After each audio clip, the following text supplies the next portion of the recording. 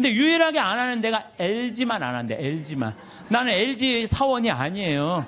그런데 LG 사원이 아닌데 그 보도에 보니까 부모님이 아주 가장 중요한 건 형제 우애다. 그래갖고 서로 그 구씨 집안들이 아주 잘하는 가장 대표적인 예라고 그러더라고요. 예. 여러분들 자식을요, 아무리 돈이 많아도요, 우애를 안 가르치고 돈만 먼저 가르치잖아요. 다 원수돼요. 그 무슨 소용이 있어요? 아무리 돈이 많으면 뭐해요?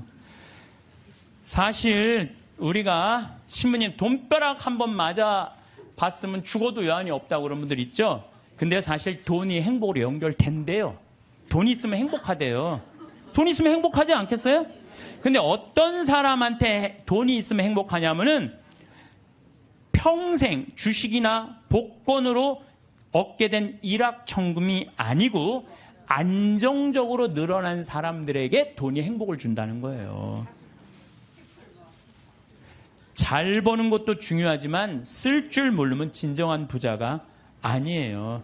여러분들 자녀들한테 뭐라고 그래요? 돈이란 몰라도 되고 크면 자연히 알게 되는 것이라든지 돈 일찍 아는 건 아이답지도 순수하지도 못한 것이라고 말하는 거 잘못된 거예요. 돈의 가치를 정확하게 알려줘야 돼요. 돈은 소중한 거다. 돈은 우리 인생 살아가는데 꼭 필요한 거다. 그런데 어떻게 벌어야 된다? 정직하게 벌어야 된다. 이걸 가르쳐줘야지 황금보기를 돌같이 알아라 뭐 이런 얘기만 해야 되니까 나중에 그냥 이상하게 돈을 버는 거예요. 예. 우리는 자식들한테 사람은 돈이 있어야 무시당하지 않아. 돈을 벌어야 해. 돈 없으면 무시당하고 돈 있으면 감옥에도 안 가. 이런 돈에 대한 부정적인 생각을 가르치면 안 된다는 거예요.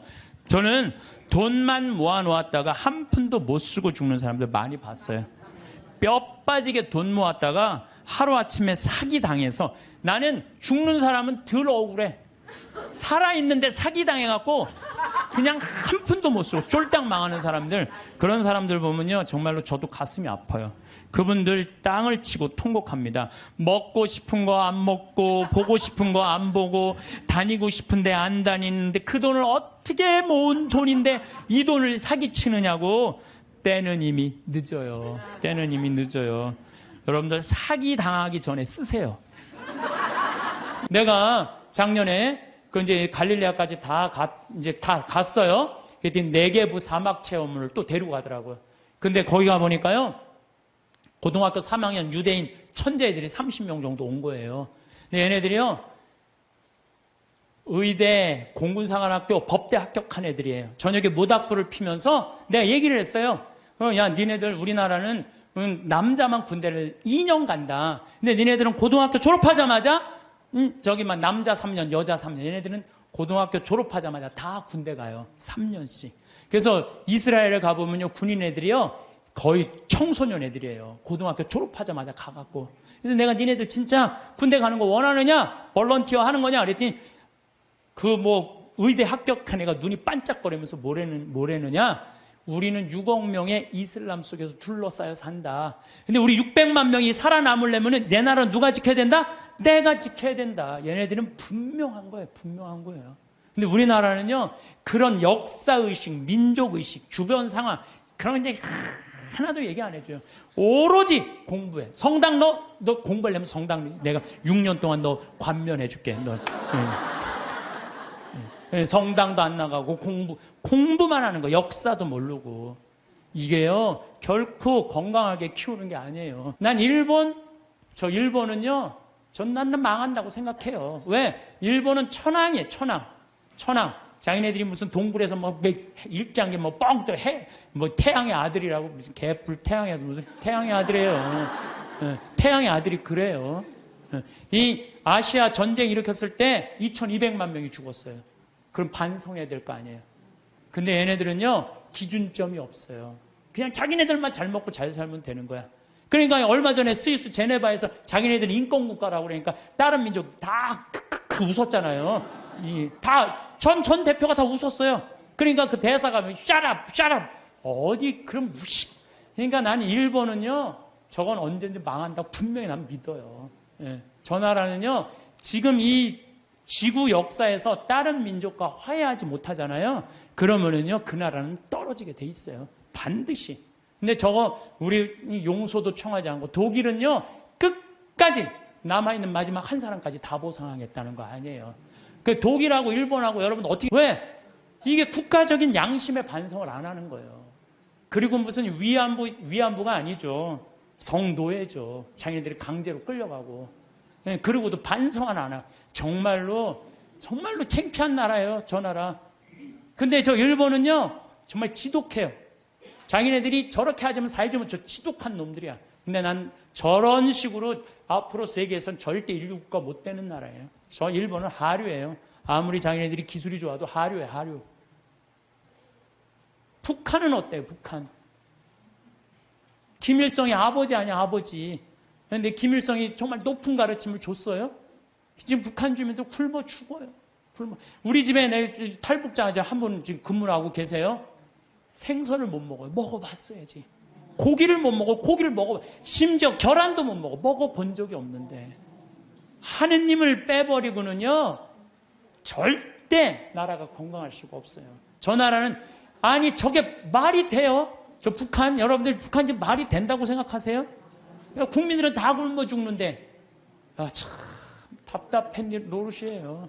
예. 여기 오신, 사실은 여러분들, 이 평창까지 오신 여러분들은 내가 보기에는 적어도 가슴에 여권 있는 분들이에요. 여권 있어요, 없어요? 여권 있는 분들이에요.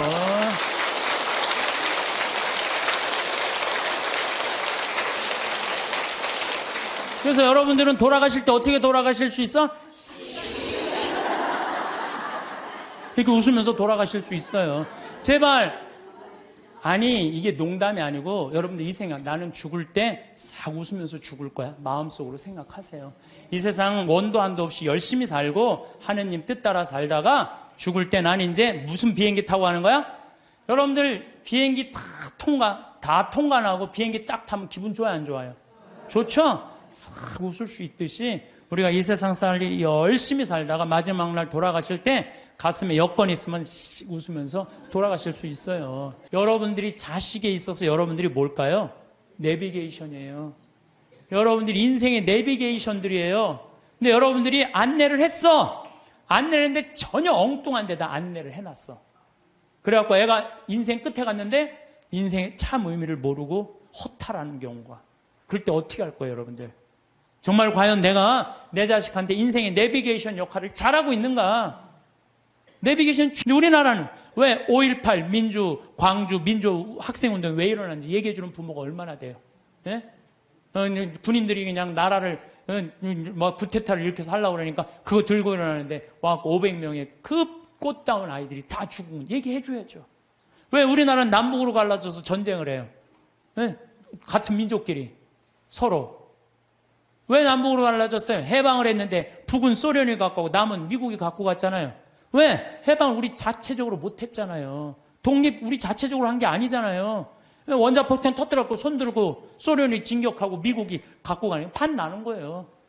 이 나라를 우리가 지키지 못한 거예요.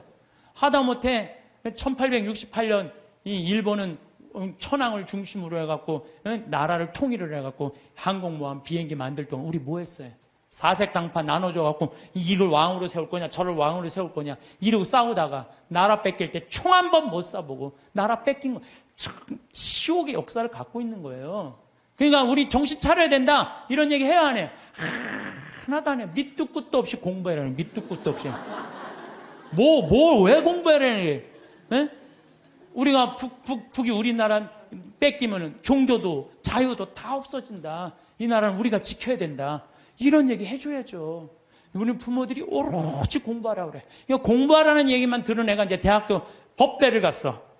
아빠, 나 공부해야 되는데 나 군대 가면 나 공부 못하잖아. 아빠 지금 좋은 자리에 있으니까 나 군인 좀 빼줘. 그래? 너 공부해야 돼? 그럼 내 자리 빼줄게. 그래갖고 그냥 빼줬어. 자리 손 써갖고. 그래갖고 얘도 잘 나가고 근데 아버지가 너무 잘 나가. 그래갖고 너무 잘 나가고 어느 날 장관 청면에 딱 앉아 있었는데 국회의원이 당신 아들 왜 군대 안 갔냐 그러니까 왜 군대 안 갔지? 공부하냐고 내가 빼줬는데. 그래갖고 그냥 공부한다고 그냥 아버지 그냥 장관 자리에서 끌어낸 자식들이 얼마나 많아요.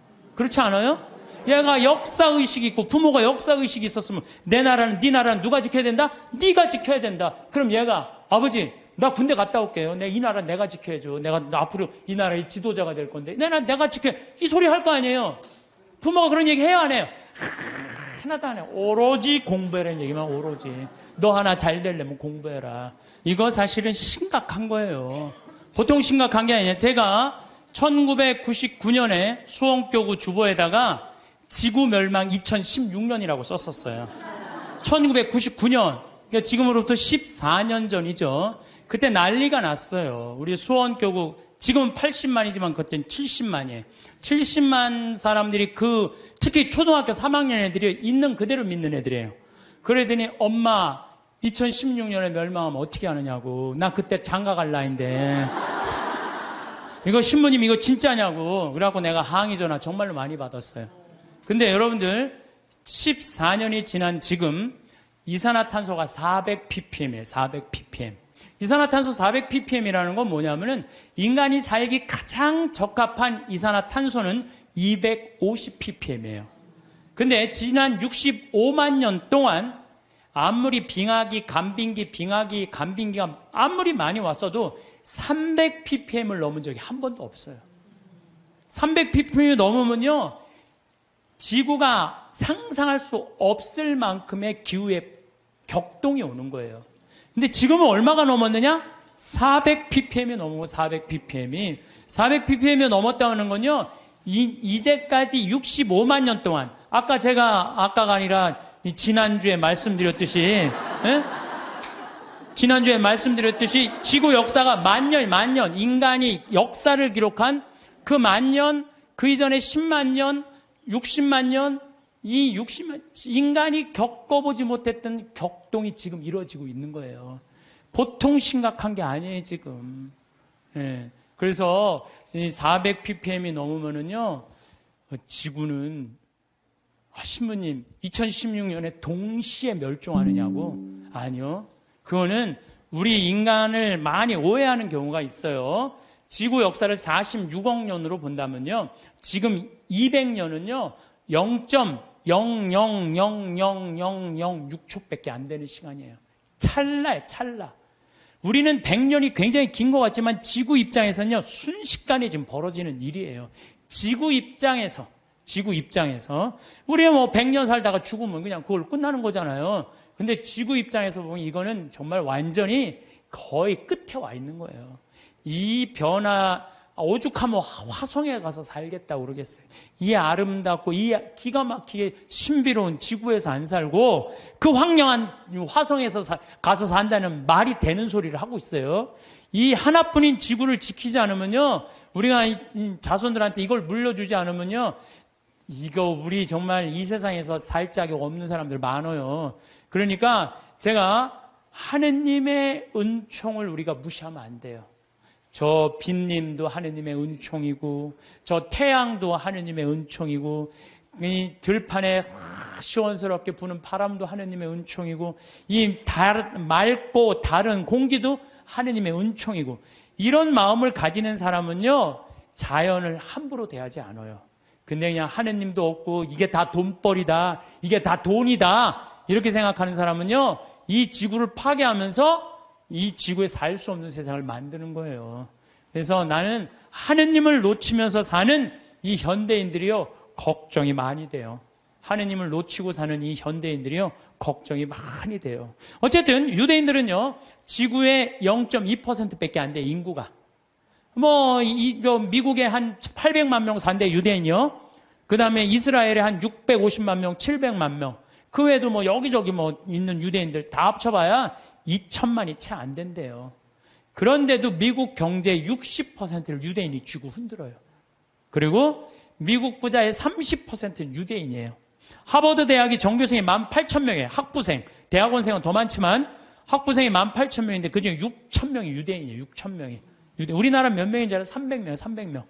근데 그 중에서도 300명 중에 반 이상이 졸업을 못 한대요. 과정을 못 따라가갖고. 근데 걔네들은요, 이 하버드 대학의 법대 50%는 유대인이래요, 유대인. 그러니까 그냥 유대인들은 노벨상 179명이 탔는데 딱 경제학상, 물리학상, 화학상 이런 거예요. 우리는 그냥 딱 한 분 탔는데 그것도 평화상. 평화상. 얘네들은 다 머리로 타는 애들이에요, 머리로. 그럼 유대인이 똑똑해서 그렇게 하버드, 미 8개 그 아이비리그 대학이라고 그러잖아요. 뭐 브라운 대학, 컬럼비아 대학, 하버드 대학, 뭐 예일 대학, 뭐 이런 대학, 요즘 뭐 MIT, 뭐 스탠포드 몇 개 또 해갖고 하지만은 그 미 8개 대학의 20%는 유대인이래요. 그러니까 똑똑한 애들은 다 유대인. 아, 그럼 걔네들이 IQ가 좋으냐? 걔네들은요, IQ가 평균 95밖에 안 돼요. 우리나라는 106인데. 그러니까 유대인이 전 세계에서 IQ로는 26위밖에 안 돼요. 근데 왜 얘네들이 이렇게 똑똑하고 공부를 잘할까? 이건 부모의 종교교육에 있는 거예요. 종교교육. 유대인들은요, 3살만 되면요, 토라, 모세오경 읽어줘요. 그 다음에 탈무드 얘기해줘요. 끊임없이 얘기를 해주는 거예요. 얘기. 솔로몬 얘기, 다윈 얘기, 무슨 뭐, 그 다음에 머리 긴 누구의 그거, 힘센 삼손 얘기, 그 다음에 뭐, 이삭 얘기, 아브라함 얘기, 야곱 얘기, 뭐, 요셉 얘기, 모세 얘기. 얘네들은 끊임없이 부모한테 얘기를 듣는 거예요. 얘기를. 탈무드도 얼마나 부모한테 지혜로운 얘기를 많이 들어요. 뭐 배 타고 가는데 사람들이 자기 재물 막 자랑하니까 랍비가 나는 그런 거 하나도 안 부럽다. 당신 아무것도 없는데 뭐가 부러우냐? 난 머릿속에 재물이 있다. 그 무슨 머릿속에 재물이 있냐? 그러니까 배가 풍랑에 맞아 있는데 그냥 다 버리지 않으면은 배가 가라앉게 생겼으니까 재물은 다 버렸다. 재물은 다 버렸는데 그 랍비는 아무것도 안 버려도 항구에 도착하니까 머리에 지식을 가지고 선생이 돼갖고 먹고 산다. 진정한 재물은 뭐다? 지혜다, 지혜. 이런 걸 계속 얘기해 주는 거예요, 유대인들은. 우리나라 사람들은 뭐라 그래요? 공부해. 너 잠 좀 그만 자고 공부해. 너 텔레비전 그만 보고 공부해. 너 게임 좀 그만하고 공부해. 너 나중에 고생 안 하려면 공부해. 20년 동안 대한민국 엄마들은요, 공부하라는 얘기만 해요. 밑도 끝도 없이 공부하라고만 해요. 애들이 엄마한테 듣는 건 지혜 얘기 하나도 안 들어. 오로지 공부해. 이 얘기만 듣는 거예요. 개들은요, 10마디 정도 알아듣는다고 그래요. 개들은. 내가 키우는 개도 일어나, 기다려, 손, 엎드려, 먹어, 가. 이 정도 알아들어요, 개들. 내가 우리 방에서 키우는 개, 나라고 한 번도 내가 얘하고 대화를 해본 적, 너 박근혜 대통령에 대해서 너 어떻게 생각하냐? 한 번도 내가 얘기해 본 적 없어요. 얜 개니까 말귀를 못 알아듣잖아요. 말귀를 못 알아, 말 안 하는 거예요. 근데 여러분들 자녀들한테요, 마치 개한테 하는 엄마들 많아요. 일어나, 밥 먹어, 학교 가, 시험은, 숙제는, 공부해, 고생하지 싫으면 공부해, 나중에 다 알아, 공부해. 20년 동안 공부하라는 얘기만 해요. 그러니까 애들이 제일 지겨운 게 공부하라는 얘기 듣는 거예요. 엄마가, 유대인들은요, 왜 자기네들이 히틀러한테 600만 명이 홀로코스트 학살을 당했는지, 왜 2000년 동안 떠돌아 다녀야 되는지, 왜 자기네들 이집트로 끌려가야 되는지, 어떻게 이집트에서 탈출했는지, 40년 동안 왜 광야를 떠돌아 다녔는지 다 얘기해줘요. 역사에 대해서. 애들이 역사를 다 아는 거예요. 신앙이라는 건요, 아무것도 아닌 것 같아도 신앙이 얼마나 중요한 건데. 그러니까 유대인, 아인슈타인, 에디슨, 프로이드, 스티븐 스필버그 다 유대인이에요. 근데 얘네들 다 자라면서 한 얘기가 다 부모예요. 전 세계에서요, 부모가 아무 일도 안 하고 엄마가 자녀 교육에만 매달리는 나라가 2나라 있어요. 하나는 이스라엘, 하나는 대한민국이에요. 2나라가 있대요. 근데 이스라엘은 왜 그렇게 아이들이 승승장구하고, 우리나라는 그 미국의 최고 좋은 대학만 가면요, 10%가 졸업을 못 한대요. 10%도 졸업을 못 한대요. 왜냐하면 아이들이에요, 대화가 없어서요. 신앙도 없고. 신앙이라는 게 아무것도 아닌 것 같지만요, 정말 중요한 게 신앙이에요. 저는 한번 부산에서 어디 강의를 가게 됐어요. 정말 너무너무 이제 차가 막혀갖고 이제 아주 정말로 그야말로 그냥 속이 바짝바짝 탔어요. 내비게이션이 가르쳐 주는데 불안하더라고. 내비게이션이 이렇게 가는데 분명히 성당이면 시내 한가운데일 텐데 이상한 대로 계속 가는 거예요. 이게 맞는가 계속 가는데 도착했습니다. 딱 그랬는데 벌판인 거예요. 강의는 5분 남겨놨는데 미치겠더라고요. 그래서 내비게이션을 내가 두들겨 펴려고 그랬어요. 이놈의 새끼 이거 제대로 안 가르쳐 줬다고. 여러분들이 자식에 있어서 여러분들이 뭘까요? 내비게이션이에요. 여러분들이 인생의 내비게이션들이에요. 근데 여러분들이 안내를 했어. 안내를 했는데 전혀 엉뚱한 데다 안내를 해놨어. 그래갖고 애가 인생 끝에 갔는데 인생의 참 의미를 모르고 허탈하는 경우가. 그럴 때 어떻게 할 거예요, 여러분들? 정말 과연 내가 내 자식한테 인생의 내비게이션 역할을 잘하고 있는가? 내비게이션 최고의 좋은 내비게이션 역할은 뭐예요? 신앙생활이에요. 이정표 확인하듯이. 그래서 하느님 꽉 붙잡고 살아야 되는데 너 공부하려니까 너 끊어. 그래갖고 거미가 나뭇가지 타고 나는 거 줄 끊듯이 그냥 신앙을 딱 끊어버리는 거예요. 성당도 마찬가지예요. 여러분들 자녀들이 왜 성당 나가기 싫어하는 줄 알아요? 여러분들이 자녀들한테 뭐라 그래? 성당가, 성당가, 성당가, 성당가, 성당가. 그 얘기만 해요. 왜 성당 가야 되는지 얘기해 주는 거 없잖아요. 아브라함 얘기를 묵상을 해서 얘기를 해 준다든가, 솔로몬 얘기를 해 준다든가, 우리 김대건 시모님 얘기를 해 주던다든가, 최양업 시모님 얘기를 해 준다든지, 아니면 프란치스코 성인의 삶을 얘기해 준다든지, 우리 비오 성인 이탈리아 로톤도에 오상 받은 신부님 얘기를 해 준다든가, 파티마 성모님, 루르드 성모님, 과달루페 성모님, 이번 르완다 성모님 발현했다고 그래. 1982년에 르완다 성 그런 얘기 하나도 안 해줘요. 오로지 성당가, 성당가, 성당가, 성당가 그 얘기만 하는 거예요. 그러니까 애들이 두 가지를 하기 싫은 거예요. 성당 가고 공부하는 거. 이거 두 가지가 싫은 거야. 네. 두 가지를 안 하는 거예요. 이유를 얘기해 줘야 될 거 아니야. 왜 성당 가야 되는지, 왜 공부해야 되는지. 이유를 안 해주고 무조건 그냥 성당 가, 공부해, 이야기.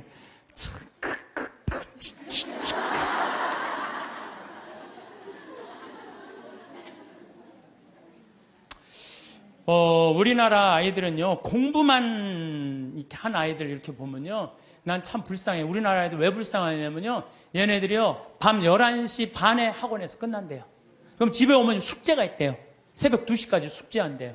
아침 6시 일어나야 되는데 또 아침에 학교 가서 수업해야 되니까. 그러니까 얘네들이 친구를 사귈 시간이 없는 거야. 중고등학교 때 친구 우정이 평생을 가는 거 아니에요. 근데 자기 숙제하고 학원 다니냐고 친구를 만나서 친구들하고 놀아야지 우정을 나눌 거 아니에요. 그런데 이게 친구를 사귈 시간이 없는 거야. 그러니까 그냥 여러분들 작년 2012년 7월 30일까지 우리나라 중고등학교 애들이 몇 명이 자살했는 줄 알아요? 730명이 자살해서 730명.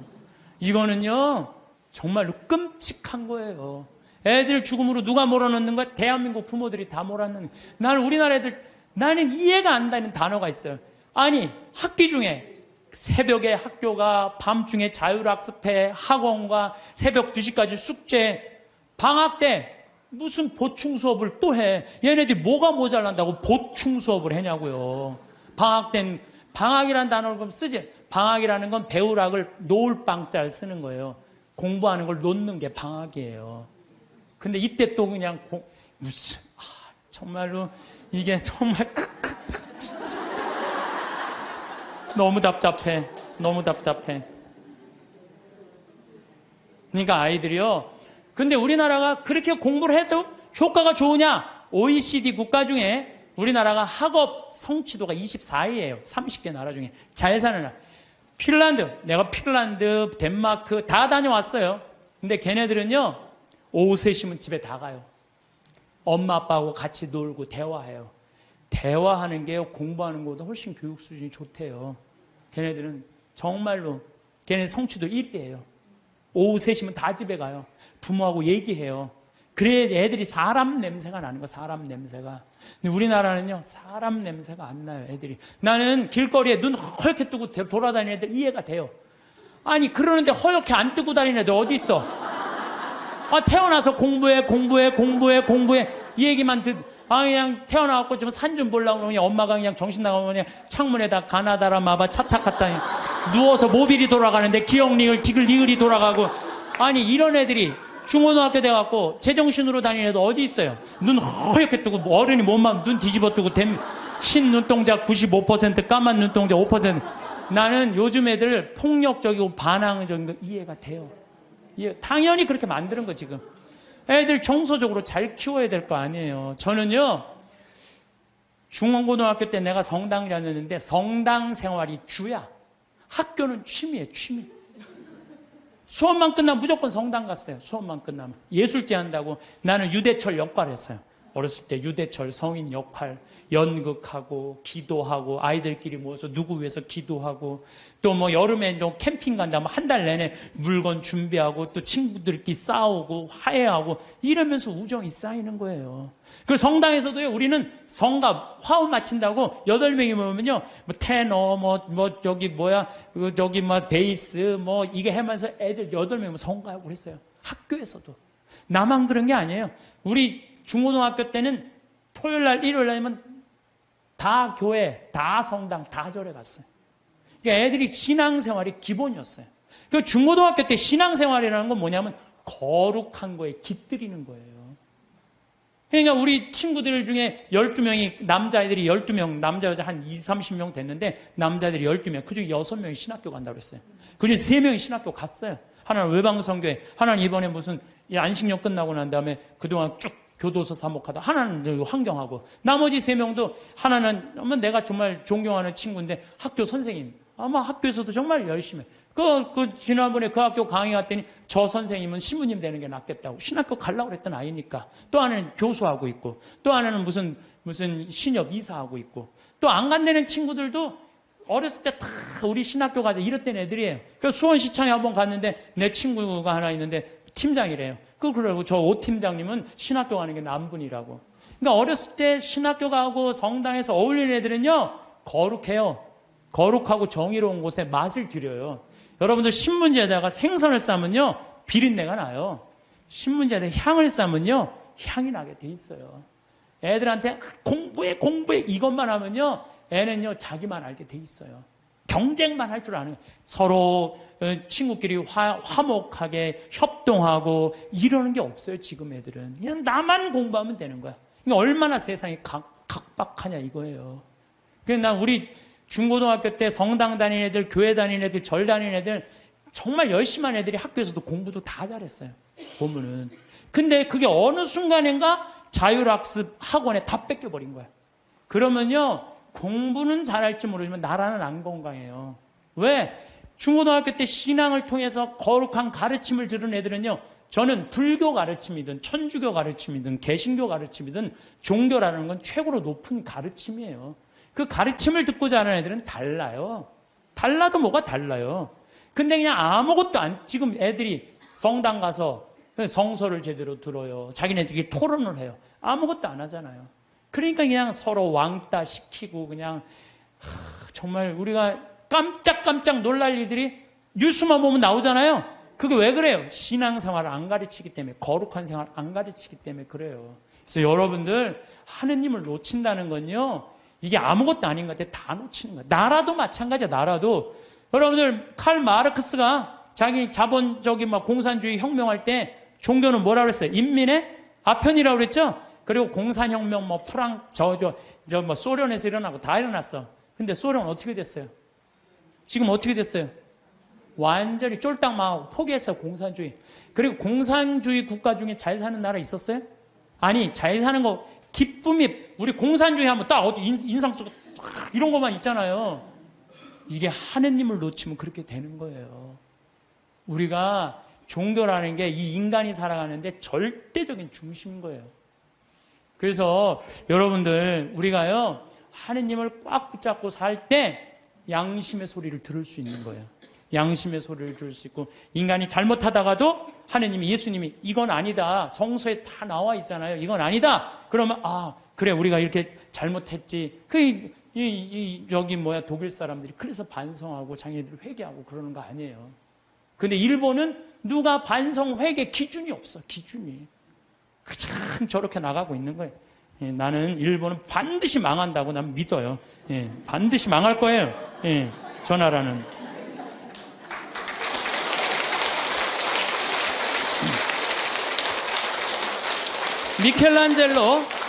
미켈란젤로가 성베드로 성당 돔을 하고 시스티나 성당 천지 창조를 했어요. 근데 교황님이 미켈란젤로를 불러서 너 받고 싶은 돈 액수를 다 대라. 그랬더니 미켈란젤로가 뭐라고 그러냐면은, 교황성하시여, 내가 재능을 하느님으로 받아서 하느님께 다시 돌려드리는데 무슨 보상금이 필요합니까?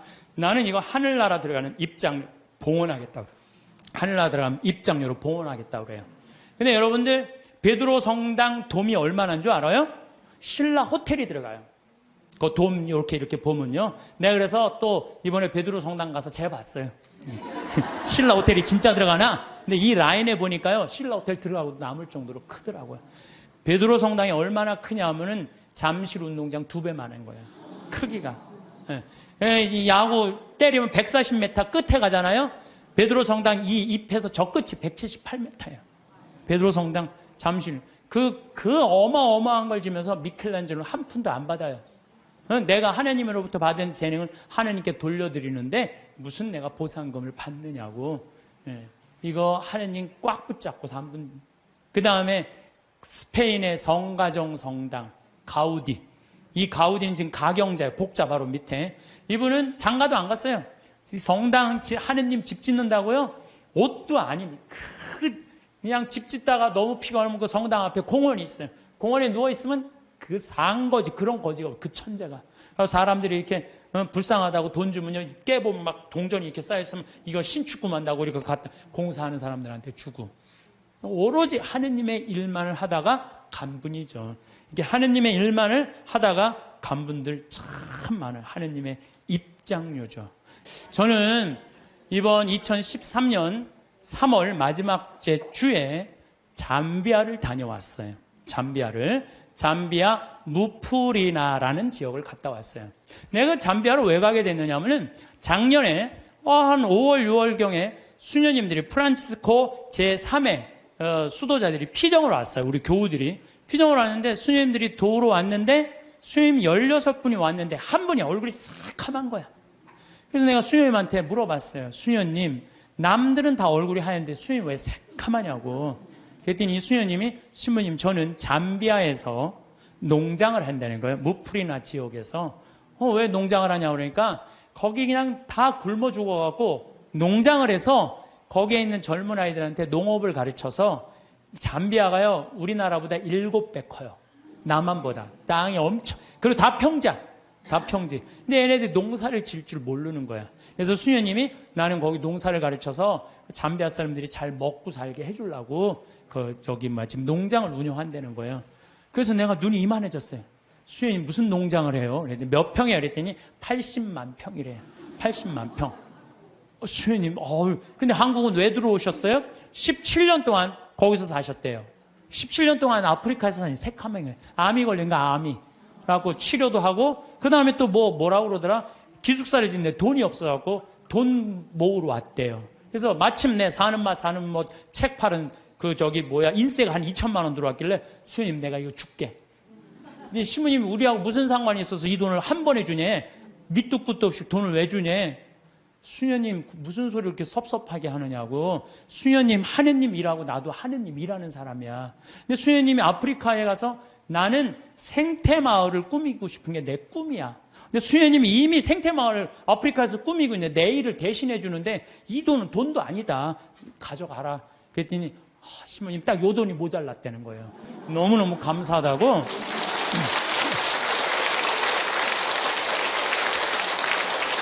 그래서 내가 수녀님한테 이거는 세 발의 피다. 이건 시작이다. 수녀님 앞으로 필요한 거 다 얘기해라. 내가 다 도와주겠다.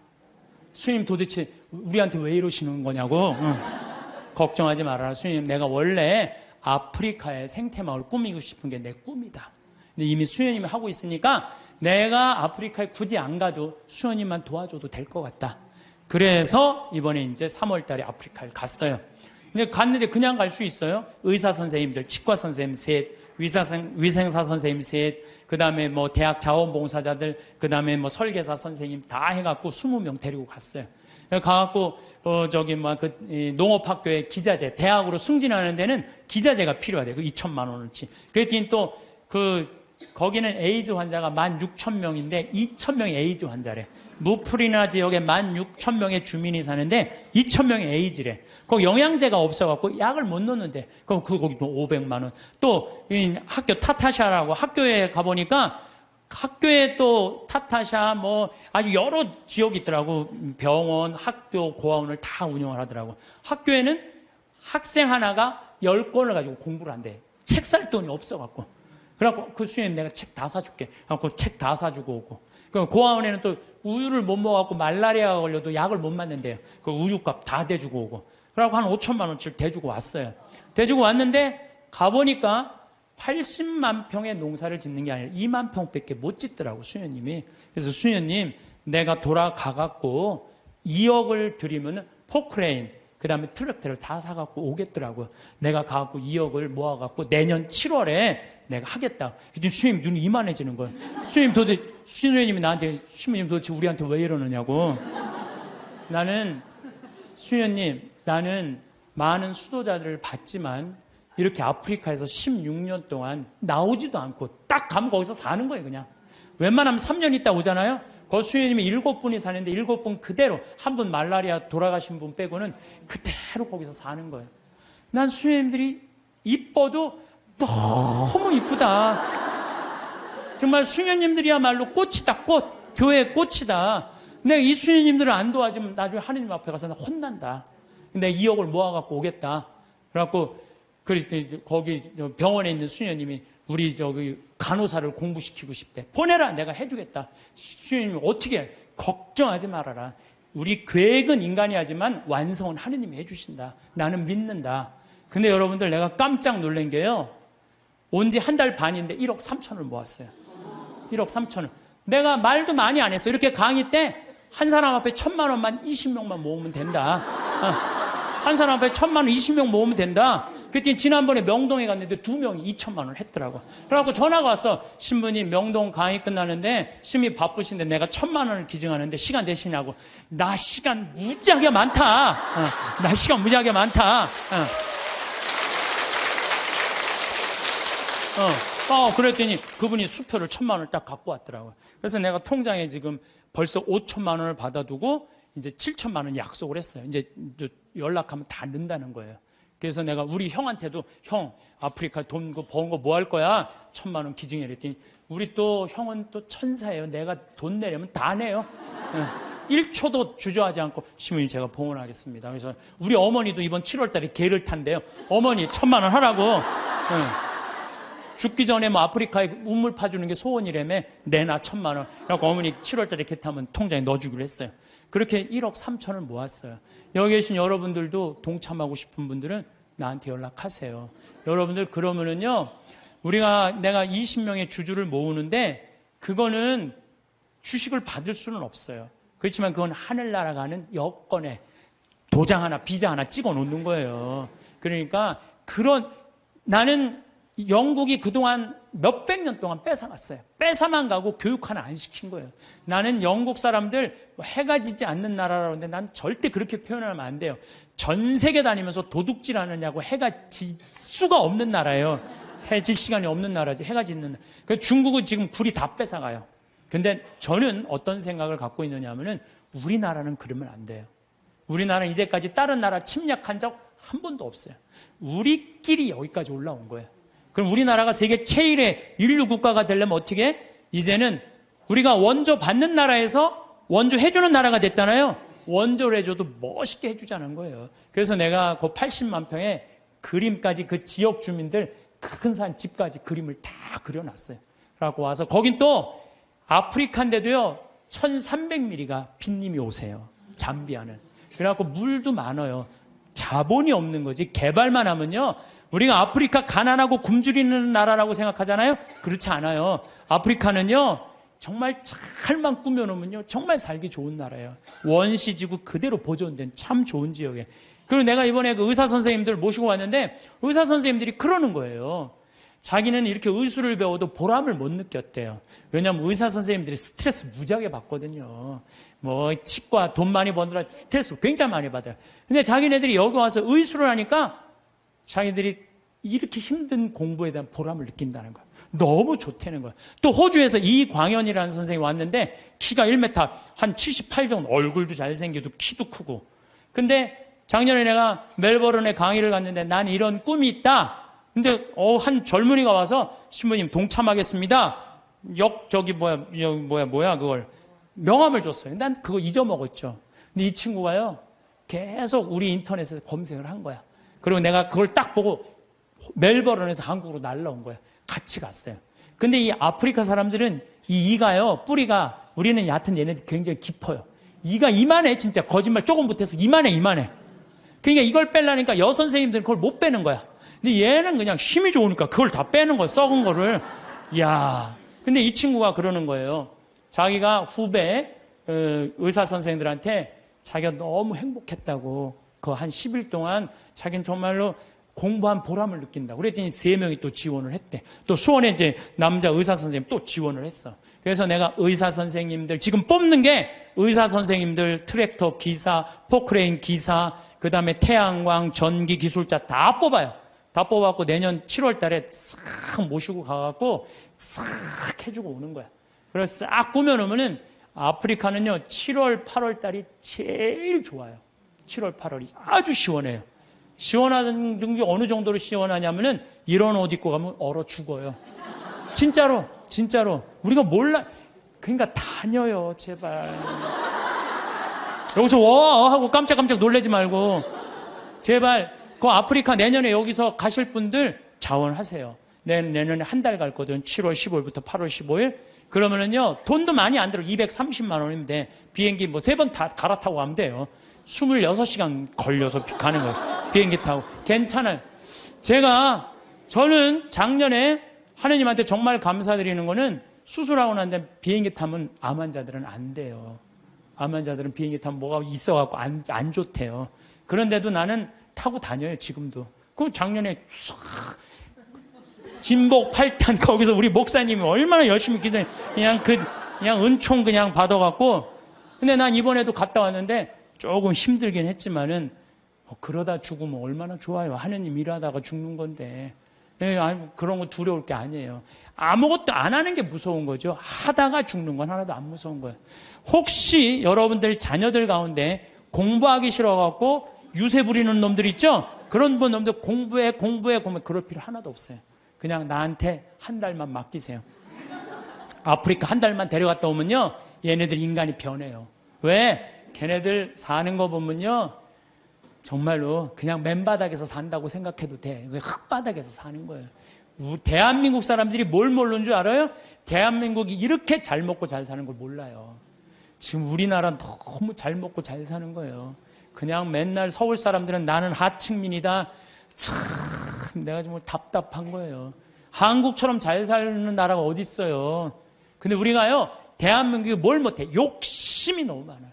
온 국민. 아니 2,300억 2,000억 갖고 뭐 하려고 그걸 그렇게 갖고 있어요. 나는요, 그래서 인간은 죽어야 된다고 생각해요. 인간은 반드시 죽어야 돼. 그러니까 2,000억 있는데 80살이야 쓰지도 못하고 억울해. 나 이거. 그 사람도 2,000억 놓고 죽어요. 그렇죠? 나 한 푼도 없어. 그래도 죽어. 그러니까 죽을 때 진짜 억울한 건 2,000억 있고도 쓰지도 못한 사람은 억울해서 못 죽어요. 그렇지 않아요? 근데 2,000억을 의미 있게 봉헌하고 가는 사람은 죽을 때도 웃으면서 죽을 수 있어. 근데 이거 안 뺏기려고 무슨 벌진 아일랜드에다가 뭐 페이퍼 컴퍼니 만들어 놓은, 얼마나 추해요. 국가로부터 도둑질한 걸 동생한테 맡겼더니 동생이 안 주네? 또 내놓으라고 그러고 주라고. 여러분들, 우리는 하느님으로부터 받은 거니까 하느님께 되돌려줘야 돼요. 미켈란젤로 말처럼 되돌려줘야 돼요. 저는 그래서 아프리카를 이렇게 보면서 우리나라 사람들이요, 여러분들 이제 여기 지금 앞에 예쁘장한 분들 많이 앉아있는데 여러분들 120살까지 안 죽어요. 그럼 몇 년 남았냐면 70년 남아서 70년. 뒤에 계신 우리 오늘은 할머니들이 왔다고 그러는데 할머니들이 내 눈에 하나도 안 보여. 아줌마들만 보여, 아줌마들이. 이것도 걱정이에요. 70 먹으면 70 먹은처럼 보여야 될 거 아니야. 아줌마처럼 보이는 거, 이것도 내가 보기엔 나쁜 거예요. 왜 늙어도 늙은 흉내를 안 내. 다 젊어. 근데 젊은 채로 그냥 집에서 있으면 재미없어요. 이미 독일 사람들, 미국 사람들은요, 50, 60 되면요, 아프리카에서 2년, 3년 살다가 가요. 봉사활동하고. 그러면서 자기의 삶이 풍요로워지는 거예요. 여러분들 여기 있어서 1년에 2천만 원, 3천만 원 쓰나 아프리카 가갖고 2천만 원 정말로 풍요롭게 쓸 수 있어요.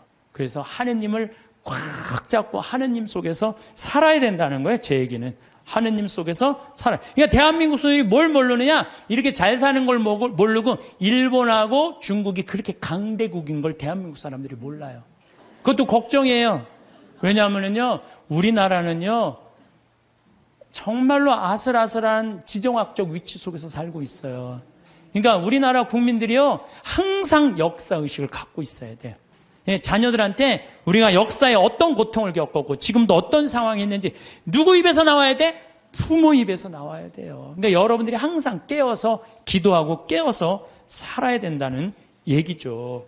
저는 지금 우리 대한민국 국민들이 돈 버는데 너무 눈이 빨개져 있는 것 같아요. 번 돈을 가지고 얼마나 가치 있고 이 사회에 소외되어 있는 사람들이 없도록 하는 노력이 더 필요한 거예요. 이제는 우리는 이제 출세 안 해도 돼요. 돈 많이 안 벌어도 돼요. 이제 먹고 살 만큼 다 살아요. 제가 이제까지 환경 문제 때문에 뭐 또 아프리카 자원봉사 다닌다고 다녀보면은요, 우리나라는 잘 먹고 잘 사는 거예요. 이거를 의미 있게 쓸 줄을 모르는 거지, 출세도 이 정도만 하면 됐어요. 예, 그러니까 여러분들 오늘 이후부터 누구를 꽉 붙잡고 사느냐? 하느님을 꽉 붙잡고. 우리는 삶의 질을 높여야 돼. 삶의 질의 기본은 뭐냐? 신앙이야, 신앙. 언제나 양심의 소리를 귀 기울일 수 있도록 이끌어주는 신앙 생활을 해야지 우리 나라도 건강하고 우리 사회도 건강하고 우리 가정도 건강해요. 하느님 꽉 붙잡고 사십시오. 제가 다시 한번 말씀드리지만은 우리가 마지막 날 하늘나라 여행 떠날 때 베드로 성인이 여권 내놔라. 나 여권이 없는데요. 여권이 도대체 어떻게 마련하는 거예요? 여권 어떻게 마련해요? 마태복음 25장에 뭐라 그랬어요? 내가 굶주릴 때, 헐벗었을 때, 감옥에 갇혔을 때, 목말랐을 때 나한테 찾아와주고 옷 입혀주고 물 먹여주고 그게 바로 나에게 해준 것이다. 오른편에 있는 사람, 너희들 하늘나라에서 준비한 상을 받아라. 그러죠? 왼편에 있는 사람들한테 너희들은 저쪽으로 가라. 영원히 꺼지지 않는 불 속으로 가라. 우리가 당신 언제 그렇게 천대했다고 그러냐고. 내 이웃 중에 가난하고 굶주리고 감옥에 갇히고 헐벗어 사는 사람 돌보지 않는 게 곧 누구한테 돌보지 않는 거다? 나를 돌보지, 예수님이 나를 돌보지 않은 거다. 하늘나라 여권 준비하는 거 어려운 거 아니에요. 여러분들 어려운 이웃한테, 특히 아프리카, 잠비아, 물론 우리 이제 내년에는 제가 페루도 가고 브라질도 가고 많이 갈 계획을 다 갖고 있어요. 그럴 때 내가 못 가더라도 어떻게? 동참이라도 해라. 동참이라도 해라. 예, 그게 하늘나라 여권 딱. 그래서 딱 비행기 탈 때, 저기 수속할 때 베드로 성인이 여권, 그럼 여기 있습니다. 딱. 여권 어디 있지? 이거 내가 먹고 사느냐고 바쁘고 여권 준비 못 했네요? 그럼 넌 저리 어두운 데로 가라. 땅을 치고 통곡해도 아무 소용 없다는 거예요. 적어도 여기 오신 여러분들은 내가 보기엔 돌아가실 때 어떻게 돌아가실 수 있어? 정말로 여러분들 돌아가실 때 난 이제 누구 만나러 간다? 예수님 만나러 간다. 하느님 만나러 간다. 내 여행은 환상적일 것이다. 그런 마음으로 여러분들 사시면 이 세상에서도 즐겁고 저 세상에도 즐거울 거예요. 그래서 여러분들 돌아가실 때 웃으면서 돌아가시기를 바라겠습니다. 우리나라가 우리들이 하늘나라로 여행을 떠나려면 뭐가 있어야 된다고 그랬죠? 여권이 있어야 된다고 그랬어요. 하느님을 꽉 붙잡고 살 때 우리는 여권 발급받을 수 있습니다. 하느님을 내가 꽉 붙잡고 있고 내 삶 전체가 하느님께 봉헌된 분은 지난번에 우리 최재용 신부님 어머니처럼 93살에 돌아가실 때 아들 손을 잡고 어떻게 돌아가실 수 있다고? 씩 웃으면서 돌아가실 수 있어요. 그래서 그 죽음이 아니고 새로운 삶으로 옮아가는 여정일 뿐이에요. 우리 인간은 참 죽음을 많이 두려워하는데 죽음은 결코 무서운 게 아니에요. 새로운 삶으로의 변화죠. 지금은 미국이 자유여행이 많이 되잖아요. 근데 옛날에는 미국에 여행 가려고 그래도 까다로웠어요, 안 까다로웠어요?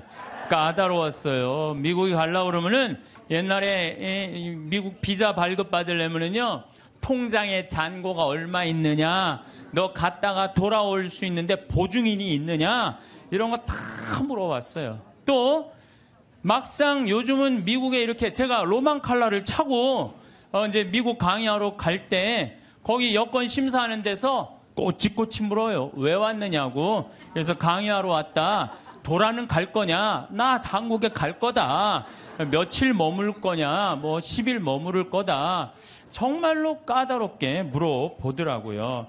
여러분들 만약에 하늘나라에 막 들어가려고 그럴 때 이 베드로 성인이 물어볼 거예요. 너 성당은 열심히 다녔느냐?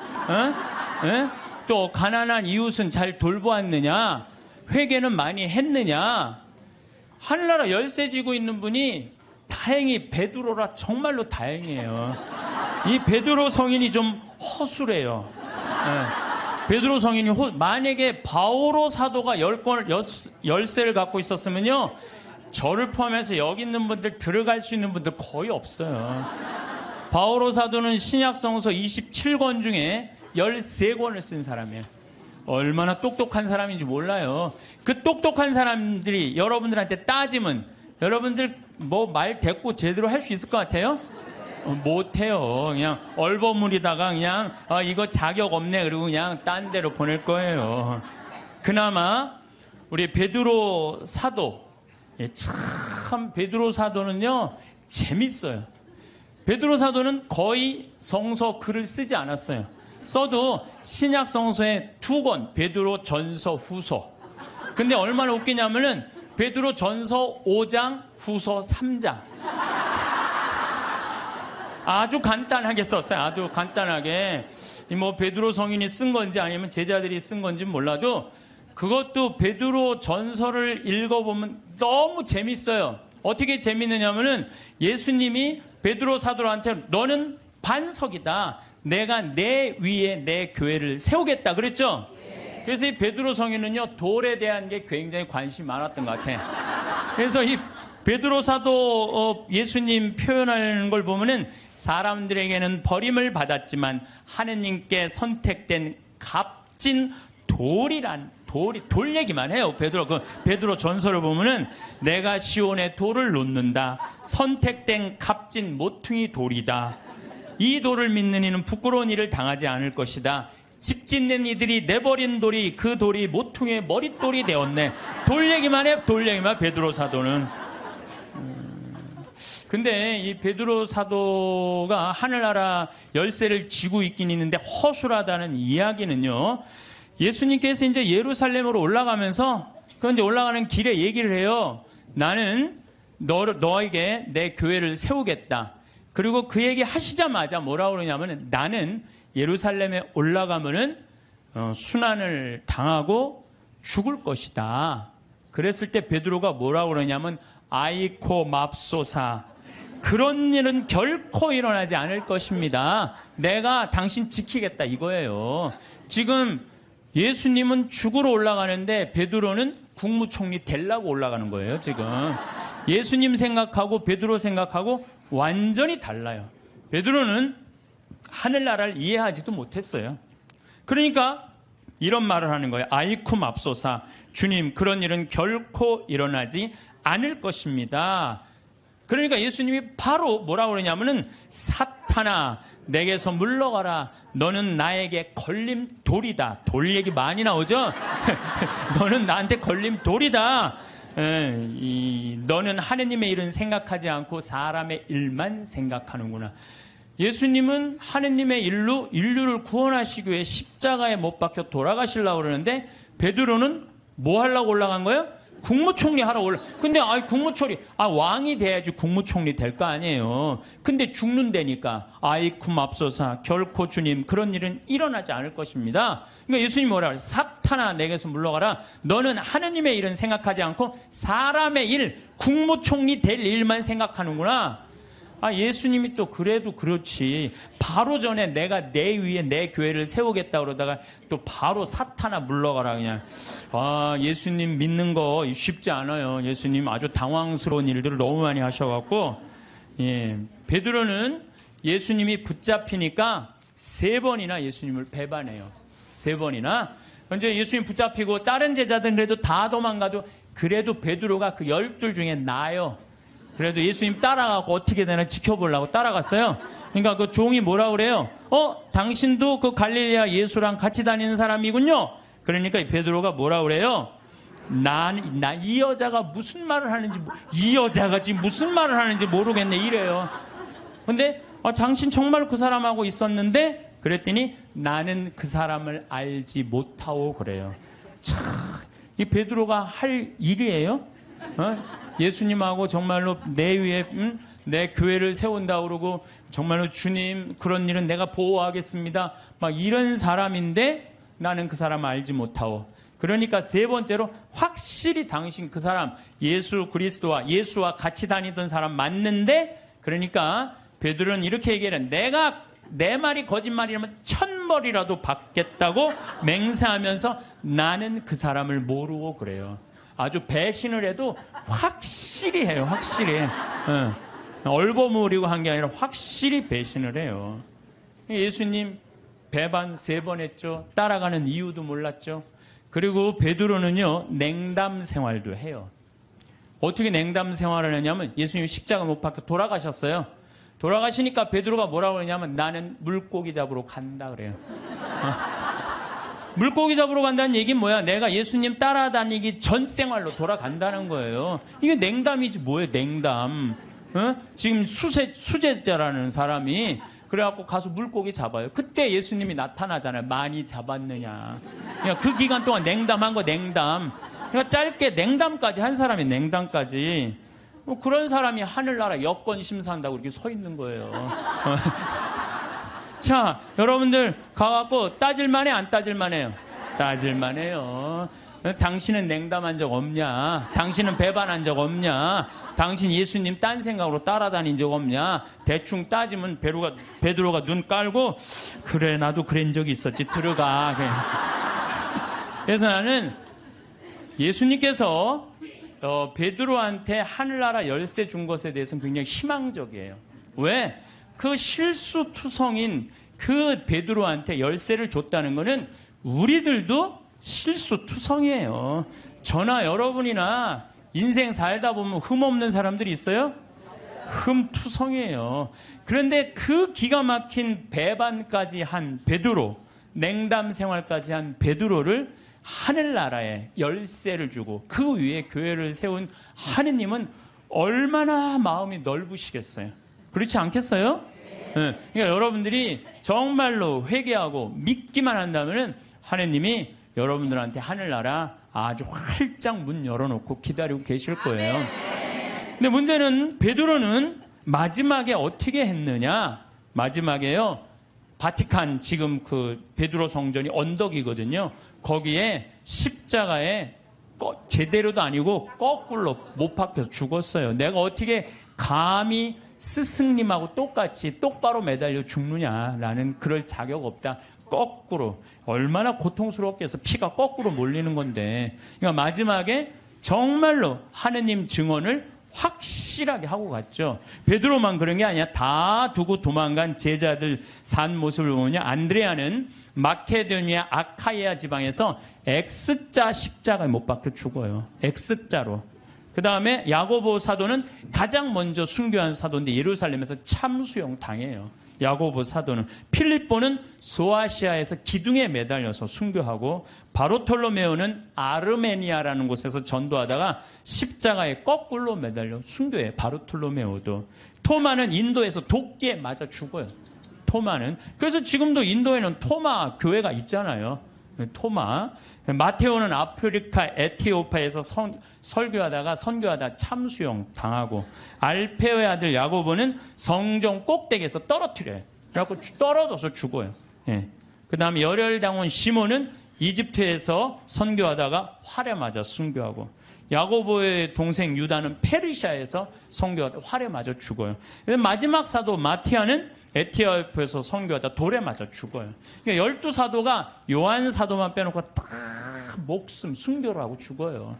그래서 사도들이 예수님 따라다니다가 배신도 하고 자기네들끼리 누가 높냐 싸우기도 하고 뭐 어쨌든 속을 많이 썩였지만 마지막은 어떻게 죽었어요? 은총지휘 속에 죽었다는 얘기예요. 은총지휘 속에 하느님을 증거하다가 마지막에 죽었다는 거예요. 그래서 여러분들도 죽을 때 가장 잘 죽는 게 중요해요. 죽을 때 죄악 속에서 죽으면요, 그건 회개의 기회가 없는 거예요. 항상 기도할 때 내가 죽을 때 잘 죽을 수 있도록 주님 저를 도와주십시오라고 여러분 항상 기도해야 돼. 그래갖고 항상 죽음을 잘 맞이할 수 있도록.